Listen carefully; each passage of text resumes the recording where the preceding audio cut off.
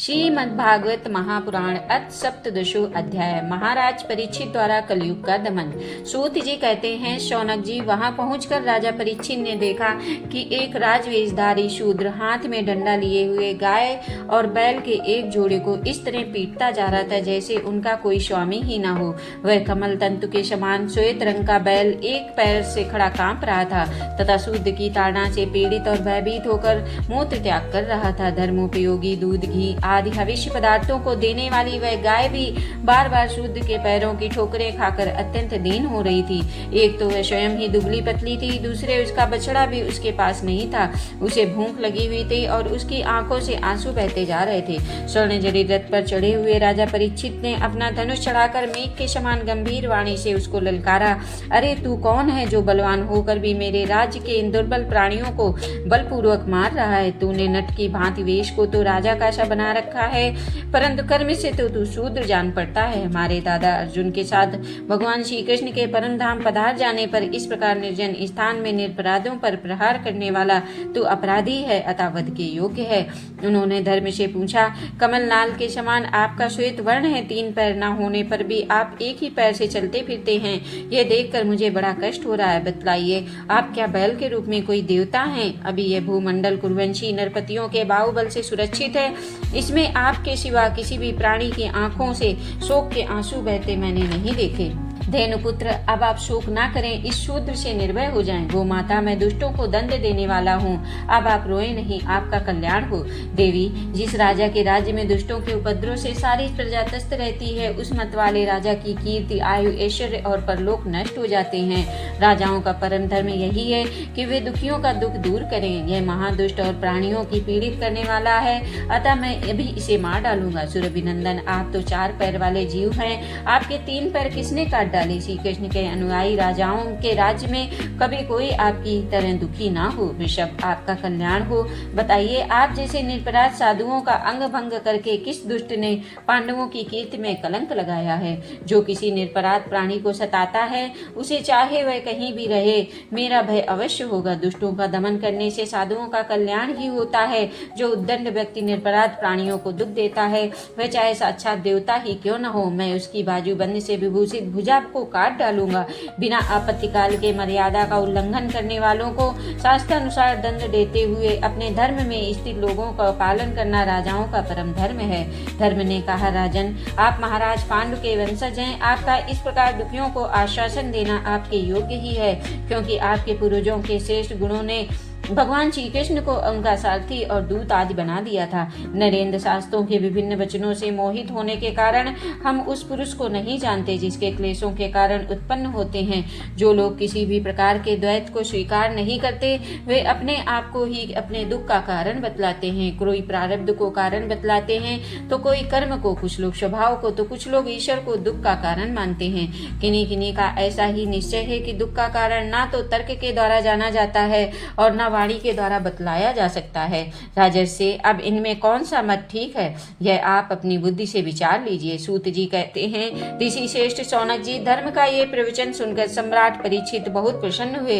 उनका खेद मिट गया। उन्होंने शांत चित्त होकर उनसे कहा, परीक्षित ने कहा, धर्म का तत्व जानने वाले ऋषभदेव, आप धर्म का उपदेश कर रहे हैं। अवश्य ही आप ऋषभ के रूप में स्वयं धर्म हैं। आपने अपने को दुख देने वाले का नाम इसलिए नहीं बताया कि अधर्म करने वाले को जो नरकादि प्राप्त होते हैं, वे ही चुगली करने वाले को भी मिलते हैं। अथवा यही सिद्धांत निश्चित है कि प्राणियों के मन और वाणी से परमेश्वर की माया के स्वरूप का निरूपण नहीं किया जा सकता। धर्मदेव सत्ययुग के आपके 4 चरण थे, तप, पवित्रता, दया और सत्य। इस समय अधर्म के अंश, गर्व, आसक्ति और मत से 3 चरण नष्ट हो चुके हैं। अब आपका 4था चरण केवल सत्य ही बच रहा है, उसी के बल पर आप जी रहे हैं। असत्य से पुष्ट हुआ यह अधर्म रूप कलयुग उसे भी ग्रास कर लेना चाहता है। ये गौ माता साक्षात पृथ्वी है। भगवान ने इनका भारी बोझ उतार दिया था और ये उनके राशि राशि सौंदर्य बिखेरने वाले चरण चिल्लों से सर्वत्र उत्सवमयी हो गई थी। अब ये उनसे बिछुड़ गई हैं। वे साध्वी अभागिनी के समान नेत्रों में जल भरकर ये चिंता कर रही कि अब राजा का स्वांग बनाकर ब्राह्मण द्रोही सूत्र मुझे भोगेंगे। महारथी परीक्षित ने इस प्रकार धर्म और पृथ्वी को सांत्वना दी। फिर उन्होंने अधर्म के कारण रूप कलयुग को मारने के लिए तीक्ष्ण तलवार उठाई। कलयुग ताड़ गया, ये तो अब मुझे मार ही डालना चाहते हैं। अतः झटपट उसने अपने राज चिन्ह उतार डाले और भय विवल होकर उनके चरणों में अपना सिर रख दिया। परीक्षित बड़े यशस्वी, दीन वत्सल और शरणागत रक्षक थे। उन्होंने जब कलयुग को अपने पैरों पर पड़े देखा तो कृपा करके उसको मारा नहीं, अपितु हंसते हुए से उससे कहा। परीक्षित बोले, जब तू हाथ जोड़कर शरण आ गया है तब अर्जुन के यशस्वी वंश में उत्पन्न हुए किसी भी वीर से तुझे कोई भय नहीं, परंतु तू अधर्म का सहायक है, इसलिए तुझे मेरे राज्य में बिल्कुल नहीं रहना चाहिए। तेरे राजाओं के शरीर में रहने से ही लोभ, झूठ, चोरी, दुष्टता, स्वधर्म त्याग, दरिद्रता, कपट, कलह, दंभ और दूसरे पापों की बढ़ती हो रही है। अतः अधर्म के साथी अब ब्रह्मावर्त में तू एक क्षण के लिए भी न ठहरना, क्योंकि यह अधर्म और सत्य का निवास स्थान है। इस क्षेत्र में यज्ञ विधि के जानने वाले महात्मा यज्ञों के द्वारा यज्ञ पुरुष भगवान की आराधना करते रहते हैं। इस देश में भगवान श्री हरि यज्ञों के रूप में निवास करते हैं। यज्ञों के द्वारा उनकी पूजा होती है और वे यज्ञ करने वालों का कल्याण करते हैं। वे सर्वात्मा भगवान वायु की भांति समस्त चराचर जीवों के भीतर और बाहर एक रस स्थित रहते हुए उनकी कामनाओं को पूर्ण करते हैं। सूत जी कहते हैं, परीक्षित जी की यह आज्ञा सुनकर कलयुग सिहर उठा। यमराज के समान मारने के लिए उद्यत हाथ में तलवार लिए हुए परीक्षित से वह बोला।